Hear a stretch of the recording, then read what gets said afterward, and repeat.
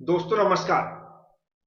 आज का सब्जेक्ट है थर्मल इंजीनियरिंग फर्स्ट, या फिर ऑटोमोबाइल हो सकता है, फिर आईसी इंजन हो सकता है। इन सभी सब्जेक्टों के अंदर एक कॉमन चैप्टर है परफॉर्मेंस ऑफ आईसी इंजन, जिसके अंदर न्यूमेरिकल क्वेश्चन पूछे जाते हैं। मैं इस चैप्टर के बहुत सारे न्यूमेरिकल क्वेश्चन समझा चुका हूं। आज मैं इसका 8 नंबर का न्यूमेरिकल क्वेश्चन समझाने वाला हूं। इसको भी आपको ध्यान से समझना है, क्योंकि प्रत्येक न्यूमेरिकल में मैं कुछ ना कुछ नए कंसेप्ट लेकर आता हूं।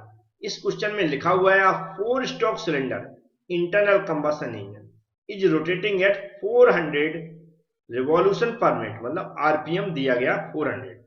स्ट्रोक लेंथ दी गई 15 centimetre and mean effective pressure दिया 6.5 किलोग्राम पर सेंटीमीटर स्क्वायर। क्या है? Centimetre square. If the integrated horse power दिया, याद रखें, of the engine is 3.5, then find the diameter of the cylinder. Cylinder का डायमीटर निकालना है। आगे लिखा है if the mechanical efficiency of the engine 80%, 80% mechanical efficiency दी गई है, और यदि मैकेनिकल एफिशिएंसी इतनी दी है तो हमें ब्रेक हॉर्स पावर भी निकालना है। क्वेश्चन को पढ़ने के बाद और समझने के बाद सीधा जो डाटा दिया उसको नोट कर लेते हैं। तो पहले हम क्या लिखते हैं? सॉल्यूशन लिखते हैं। तो यहाँ पर सॉल्यूशन लिख देता हूं मैं। उसके बाद सीधा जो डाटा दिया उसको लिखेंगे, और उसके लिए हमें गिवन भी लिखें, याद रखें। अब यहाँ पर जो स्टार्टिंग से डाटा दिया वैसा वैसा नोट करते हुए चलेंगे। जैसे दिया रिवॉल्यूशन पर मिनट, मतलब कैपिटल एन से हम इसको नोट करते हैं। कितना दिया? 400 दिया है। क्या दिया? R P M. अब याद रखें यहाँ पर कुछ क्या दिया? 4 स्ट्रोक सिलेंडर। हमने कहा था 2 स्ट्रोक लिखा हो या कुछ ना लिखा हो तो उसमें एन की जो वैल्यू रहती है जैसी की तैसी लेते, लेकिन यदि कहीं से भी 4 स्ट्रोक लिखा दिख जाए तो हमेशा एन की वैल्यू कैसी लेंगे? आधी लेंगे, मतलब 50 कर देंगे, उसमें 2 का डिवाइड कर देंगे। तो एन इक्वल टू क्या हो जाएगा हमारा यहां पर? 200 आरपीएम। अगर किसी को समझ में नहीं आता तो हम ऐसा भी अभी लिख देता हूं, 4 स्ट्रोक इंजन, 4 स्ट्रोक इंजन। अब हमें लगता समझ में आ गया, 4 स्ट्रोक इंजन ऐसा मैंने लिख दिया ब्रैकेट में, इससे आपको अच्छी समझ में आ जाए। कितनी कर दी मैंने स्पीड? आधी कर दी। अब यहाँ कॉमन लगाए, आगे का डाटा दिया। स्ट्रोक लेंथ को कैपिटल एल से नोट करते हैं। कितना है? 15 सेंटीमीटर दिया है। इसमें क्या करेंगे? सेंटीमीटर को मीटर में चेंज करेंगे। मीटर में चेंज करेंगे तो हम कितने का? 100 का डिवाइड करेंगे तो हो जाएगा 0.15 मीटर। इसके अलावा जो प्रेशर दिया, मीन इफेक्टिव प्रेशर दिया है, तो कितना दिया? 6.75 दिया किलोग्राम पर सेंटीमीटर स्क्वायर। तो हमें इसको किस में चेंज कर लेना है? मीटर में चेंज करना। तो मीटर में चेंज करने के लिए यहां पर क्या हो जाएगा? 6.75 इंटू 10 की पावर 4 और किलोग्राम पर मीटर स्क्वायर। क्या हो जाएगा? किलोग्राम पर मीटर स्क्वायर। 10 की पावर 4 का डिवाइड किया, क्यों किया? क्योंकि सेंटीमीटर को मीटर में चेंज करने के लिए हम 100 का डिवाइड करते हैं, तो यहाँ पर 100 का डिवाइड होगा। अब स्क्वायर चढ़ा तो 2 बार 100 का डिवाइड हो जाएगा। 2 बार 100 का डिवाइड का मतलब होता है 10 की पावर 4। तो जो थर्ड नंबर पर डिवाइड हो रहा है इसलिए कहाँ पहुंच जाएगा? ऊपर पहुंच जाएगा। तो क्या हो जाएगा? 6 क्या हो जाएगा? 75 इंटू 10 की पावर 4।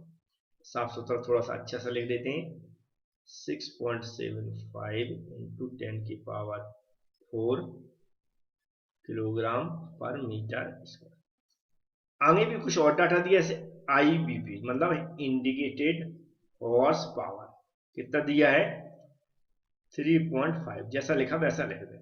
मैकेनिकल एफिशिएंसी दी तो ऐसा सिंबल होता है उसका, ये हम यहाँ पर लिख दें। 80% दिए।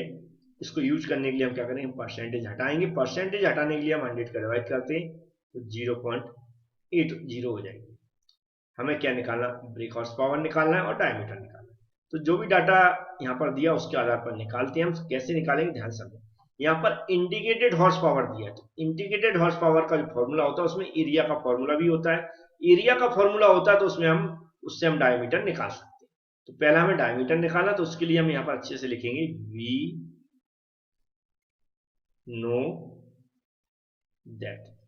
क्या होता है? I indicated horse power. इसका जो फॉर्मूला होता है इंडिकेटेड हॉर्स पावर इक्वल, तो फॉर्मूला के, फिर होता है plan, M L A N, और नीचे हॉर्स पावर लिखा, हॉर्स पावर, इसलिए कितने का डिवाइड करेंगे? 4500। बस अब यहां पर इसको समझ लेते हैं। के क्या है? यहाँ से कट कर देते हैं। के क्या है? Number of cylinder. Number of cylinder आ लिखा है मतलब एक सिलेंडर है, तो के की जगह सिर्फ 1 का यूज करेंगे। मीन इफेक्टिव प्रेशर जो मैंने यहाँ पर निकाला इसी का यूज करेंगे। एल स्ट्रोक लेंथ जो मीटर में हमने यहाँ पर दी गई उसका यूज करेंगे। ये क्या हो जाएगा? Pi by 4 into D square हो जाएगा, मतलब डायमीटर यहीं से लेंगे। एन क्या हो जाएगा? रिवोल्यूशन पर मिनट जो हमने आधी करके रखी है इसका यूज करेंगे। तो आई एच पी इसको क्या रखेंगे हम? 3.5 लिख देते हैं इक्वल, सारी वैल्यू पुट कर देते हैं जैसे मैं यहाँ पर कर रहा हूँ। के की जगह 1 कर दें और जो हमारी 6.7 इंटू 10⁴ है उसको लिख दें, इंटू एल कितना है? 0.15 है उसको लिख दें। ए क्या एरिया है, तो क्या पाई बाई 4 हो जाएगा इंटू डी स्क्वायर। इसको ऐसा का तैसा, जैसा का तैसा मतलब लिखा रहने, क्योंकि डी तो मुझे निकालना ही है। इंटू एन क्या हो जाएगा हमारा? 200 हो जाएगा, बटे में क्या है? 4500। अब इसकी कैलकुलेशन सभी को आना चाहिए। कैलकुलेशन करना बहुत आसान होता है। सबसे पहले क्या करें? ऊपर की वैल्यू कैलकुलेट करके रख दें। कैसे करेंगे मैं एक बार कैलकुलेट करके बता देता हूं, ध्यान से समझे हमने कैसे कैलकुलेट किया। सबसे पहले पाई में 4 का डिवाइड कर दें, फिर जो वैल्यू आएगी उसमें मल्टीप्लाई इतने कर दें, फिर इसका मल्टीप्लाई कर दें, फिर इसका सभी का एक दूसरे में मल्टीप्लाई करते हुए जाएंगे तो इतनी वैल्यू आ जाएगी, और नीचे की वैल्यू जैसे की तैसे लिख दें। अब हम क्या करेंगे? ऊपर वाली वैल्यू में जो वैल्यू ये है इसमें इसका डिवाइड कर दें। तो मेरे अकॉर्डिंग जो कैलकुलेशन में आ रही है 350.811 ऐसी कुछ आ रही है, इंटू डी स्क्वायर हो जाएगा। अब डी स्क्वायर हमें निकालना, तो डी स्क्वायर की जगह डी स्क्वायर रहने दें, इधर की वैल्यू जैसी तैसी रहेगी, बटे में इस वैल्यू को लिख दें। कितनी हो जाएगी? 350.81177 जो भी आ रही हो। तो इसका जो आंसर आएगा वही भी मैं बता देता हूं। इस तरफ क्या ऊपर की वैल्यू में नीचे वाली का डिवाइड करना, तो मेरे कैलकुलेशन के अकॉर्डिंग 9.9745 समथिंग आ जाएगी। अब यहाँ जो स्क्वायर चढ़ा तो इसको स्क्वायर हटाएंगे तो इधर क्या चढ़ जाएगा? रूट चढ़ जाएगा।